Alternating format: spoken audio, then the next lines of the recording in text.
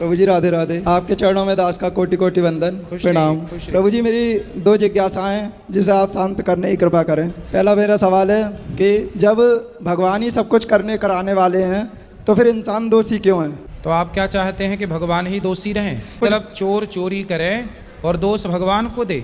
नहीं, जैसे क्या चाहते हैं आप? मैं ये चाहता हूँ उनकी मर्जी के बिना पत्ता नहीं हिलता। ठीक तो है। हम कोई भी कर्म करते हैं तो जब बुरा करते हैं तो हमारे मत्थे मर दिया जाता है कि हमने अपनी बुद्धि से करा, और जब अच्छा करते हैं तो ये कहते हैं कि भगवान की कृपा से। ना ना, अच्छा भी आपका है और बुरा भी आपका है। अब ईश्वर क्या करते हैं ये बताओ कि जो जज होता है जी, यदि वह किसी को फांसी की सजा देता है तो क्या जज की उस व्यक्ति से पर्सनल दुश्मनी है? नहीं, तो जज ने उसे फांसी काहे दे दी?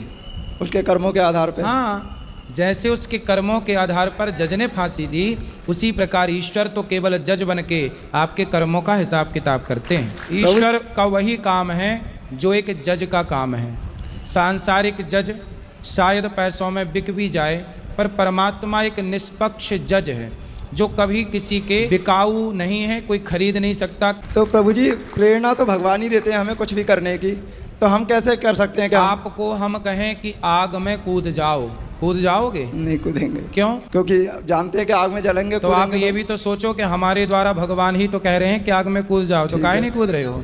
ठीक है। मतलब आग में आप इसलिए नहीं कूद रहे हो क्योंकि आपको समझ है कि आपके लिए क्या सही है और क्या गलत है। उसी तरह भगवान ने आपको पागल बनाया होता तो अलग विषय था, पर आपको समझने की बुद्धि दी है ना।